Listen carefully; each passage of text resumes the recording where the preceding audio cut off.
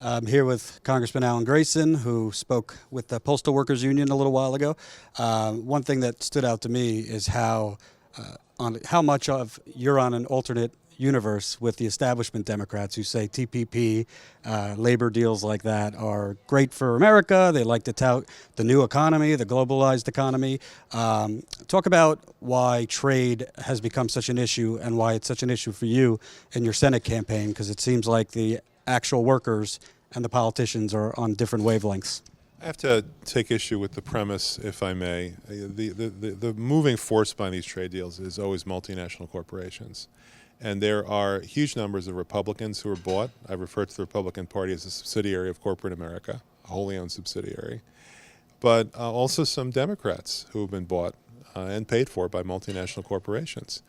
If you go back and look, you'll find that when the fast-track legislation that was meant to facilitate the Trans-Pacific Partnership came up, 90% of the House Democrats, including me, voted against it. In fact, I organized around the country against it. I created a 9-minute video to explain it all at tradetreachery.com, and we had 1.6 million people so far go to that website and watch the video, and they actually end up watching pretty much the whole thing. So I don't think we can pin this one on establishment Democrats other than perhaps the president. None of this would be happening at all except for the fact that the president is an ardent supporter of these trade giveaways to multinational corporations, and I feel bad about that. I mean, he is my president. I voted for him twice. He's the leader of my party. But in this case, there's a complete disconnect between the rank and file of the Democratic Party, most elected leaders, and on one side, and the president on the other side. As for why people feel that way in the Democratic Party, we well recognize that it's going to be the final nail in the coffin of the American middle class. And all you have to do is open your eyes to the reality that already exists. In the 20 years since NAFTA went into effect, we've gone from being the largest creditor nation to the largest debtor nation. Right now, we owe the rest of the world $11 trillion. That's $40,000 for every single man, woman, and child in this country. What if they came to you tomorrow and said they want their $40,000 back? What would you do? You know, according to the Federal Reserve, about half of America can't even come up with $400 if their life depended on it at any given moment. These are people who are making $7.25, $8, $9 an hour. They don't have $40,000. They barely have $400 if they've got that much. So it's been a disaster for America. And what it comes down to is a very simple concept called the trade deficit. The trade deficit is the difference between what we buy from them and what they buy from us. So when we buy from them, we put them to work. We buy their goods and services. We make jobs in other countries. They don't buy the same amount from us. And the difference is what we have to borrow from them. There's no one else. There's no other place to go. We have to go to other countries to borrow from them if we want to buy their products and not pay for them because they don't buy the same amount of stuff from us. So in a world like this where we have enormous trade deficits, we end up losing twice. We lose the jobs because we're buying more from them than they're buying from us. We put tens of millions of foreign workers to work, and they don't put the same number of American workers to work. And we also fall further and further into debt. And this is the part that's invisible. But that's the part that's most treacherous. Right now, 1/7 of all the assets in the United States are owned by foreigners. People have no idea that that's true, but it's true. 1/7 of all the assets in the United States are wealth accumulated over 200 years of independence. 1/7 of all of that is now owned by foreigners. And the 14 largest trade deficits, not just in our history, but in the history of the world, are the last 14 years worth of trade deficits by the United States. Before NAFTA went into effect, we never had a single year where we borrowed more than $135 billion to cover our trade deficit. Every single year since then, it's been $135 billion or more. So it's not really sort of a Democratic question or a Republican question. It's a multinational corporation question versus an American middle class question. And we explain all this at the website tradetreachery.com in vivid detail. I want to ask you because I think Bernie Sanders, one of the great things he did was really awake Americans to the fact that it's not only about extremist Republicans, which there are plenty of them, but many of the bought-off Democrats you're talking about. He called them the establishment. Obviously, he criticized Secretary Clinton for a lot of her past votes, the influence she has. I think your opponent, Congressman Murphy, who has donated to Mitt Romney back in the 2000s, who is, I think his record is very conservative. He's known as kind of a conservative Democrat, would fit into that. When Bernie talks about the forgotten middle class, if the middle class has been forgotten and they're struggling so much, why do these, the Patrick Murphys of the world, the Debbie Wasserman Schultzes in the world, what's it going to take for not only the revolution and the message to get out, but to start putting wins on the board? Because you're as progressive as they come. Well, look, the answer is that corporate interests throw their money around, even now in Democratic primaries, and the party has become a tool for that kind of manipulation. The party spent $1 million to try to boost my opponent over me, my corporate Democratic, if you can even call him a Democrat. Recently he's a Democrat. My corporate Democratic opponent, the party spent $1 million. It turned out, and this is reported only after the fact, that his father put out that $1 million. So in essence, the Democratic Party is laundering money in favor of major donors and making it seem like they're spending the money just so that they can get their hands on the money as it's passing through. My opponent, my primary opponent, has taken more money from Wall Street than any other Democrat in the House of Representatives, and more money from Wall Street than all but 2 Republicans. Only the Speaker of the House and the Majority Leader have taken more than he has. He's taken more money than the Republican chairman of the Banking Committee, which is quite a thing. And compare that to what we've done. I'm running the only Senate campaign in the entire country that's funded primarily by small donors who give less than $200. They come to our website, senatorwithguts.com, and they make a contribution, just as they did to finance Bernie's campaign. And in fact, they did so in 2014 and in 2012. I was the only House member out of all 435 of us to finance a winning campaign through primarily small donors. And Tim Canova's trying to do it this time. Zephyr Teacher's trying to do it this time. It's a very difficult thing to do. You have to basically become the it candidate or build an enormous nationwide base the way that Bernie Sanders did and the way that I've done. Again, I'm the only Senate candidate in the whole country who's doing that. But when we do this, we create a real revolution because we end up being elected and being beholden to nobody. I've introduced more bills than any other member of Congress. I've passed more amendments than any other member of Congress. In the past 3 years alone, 26 Grayson bills have passed the House, passed the Senate, been signed into law by the President. And the reason for that is that I actually have the time to legislate and do good things for people without having to just toady to lobbyists and call up millionaires and billionaires and lobbyists and PACs all day long and beg for those $10,000 checks. That's not what the public wants, but the public has to step up and make a difference, not only with their votes, but also with their telephone calls, with their small dollar contributions. People have to participate in order to make a difference. And let's say you're elected, which would mean defeating Patrick Murphy on the 30th of August, and then presumably Marco Rubio. This Senate, I mean, it's become known for the gridlock. The House is a little worse, but you come into the Senate. You're known as a bit of a very strong progressive. You've made some enemies because they don't like strong progressives. What's the action plan in terms of actually working with the other side, but more concretely helping the middle class in terms of infrastructure, jobs, improving unions who have been decimated, these things you're talking about, Social Security benefit improvement you've talked about. How does Senator Alan Grayson get those things through? Same way I've done it in the House. I've passed more amendments than any other member of the House, Democratic or Republican, and I lose every party line vote. What I have to do is figure out how to take a good progressive amendment and get enough Republican support for it in order to push it past push it over the goal line. I'll give you an example. I've moved $71 million from the military budget to the health research budget. Every single time I did that, I needed Republican support to do that. And it's possible. It's there. You have to be patient about it. You have to be able to structure things so that they believe that there's something in it for them. Many Grayson amendments are viewed by Democrats as good, solid, progressive amendments, which they are. And they may be viewed by Republicans as a libertarian amendment, which they very well might be. or they might be reviewed by Republicans as a pro-veterans amendment, which it also might be. I mean, I'll give you an example that came up fairly recently. I knew that there was a veterans benefit for widows and widowers of service members that was about to expire. It's clearly a progressive cause to make sure that we take care of the widows and widowers of veterans. I went to the Democratic leadership, pointed out it was about to expire, explained to them what I wanted to do and how to pay for it.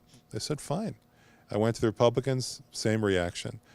So we each have to look at these things through our own lenses, but in fact, there is some degree of common ground if you actually know what you're doing and you can find it. And I'm proud to say I gave nothing away in doing that. There is not a single amendment that I've ever passed that I could not depict proudly and honestly as a progressive amendment. Same thing is true with my bills. But you have to be able to figure out the sweet spot and work hard to find it. You know, last month alone, when Congress was in session for a grand total of 6 days, we passed 5 amendments. We had to work hard to do it. 2 nights in a row, I stayed up to midnight, past midnight, on the floor of the House to get that done. But when the opportunities are there, we get it done because that's what people deserve, the greatest good for the greatest number. And it's the fact that we have 125,000 contributors who have come to senatorwithguts.com and made a contribution. That fact is what liberates me to do all the good work that we do. Do you think there's been a debate really about the country? You know, is it a center-right country, center-left? I think this election in particular showed that on both sides, Republican and Democrat voter base, there's a lot of populism out there now. I won't get into Donald Trump because we could do a whole interview on that, but there's a lot of angry, frustrated people who are looking for lack of a better word, people to stop feeding them bullshit and to speak, like Ed talked about, show me instead of telling me. With Bernie Sanders now out of it, I've noticed in the media the topic of money in politics is not really out there as much. It's all Donald Trump's every booger. What is the roadmap tangibly to really put a dent in getting money out of politics? Young Turks has a pack of our own outside that tries to do that, but obviously one senator can't do that. But how do we take the anger at this toxic influence and turn it into legislation? You know, I've done it. We passed something called the Disclose Act several years ago through the House of Representatives. The Disclose Act had 3 Grayson bills that were included in sum and substance inside the Disclose Act. And some of the stuff is clearly A, constitutional, and B, common sense. You know, for instance, the Grayson proposal that you need to get advanced approval from the shareholders before you waste corporate money on trying to influence a political campaign. So, I mean, there are things that are just hard to say no to. Why should the shareholders have their money wasted by some CEO who talks it up with Donald Trump one day and decides to be his fairy godmother? You know, there are common sense ways to deal with this problem. Very hard to get the Republicans to go along. I know that better than anybody. When the Citizens United decision was decided, there were only 2 elected officials in the room when the Supreme Court handed down that decision. There was me, because I knew it was going to be bad, and there was Mitch McConnell sitting 2 seats to my left. And Mitch McConnell was literally giggling or gurgling, something like that, when the decision was handed out. Maybe he was gargling. It's hard to say at this point, looking back on it. But that night I said, if we do nothing, you can kiss this country goodbye. And it's pretty much where we are right now, still all these years later. But people want to do something about it. Republicans reach a point where they find it impossible to say no. That's how we ended up with the McCain-Feingold bill, because Republicans were sort of shamed into it. And that's probably what it's going to take again, because they have a vested interest, as do corporate Dems, in the status quo. This dark money, bizarre system where sewer money determines who our nominees are now, not just who our elected officials are, but even our nominees. The amount of dark money sloshing around in primaries these days is just staggering to me. In the seat that I represent, that I'm giving up to run for the Senate, we've already had over $600,000 spent in dark money super PACs for no discernible reason and with no accountability. So, I mean, it's getting to be a real problem even in primaries, in Democratic primaries.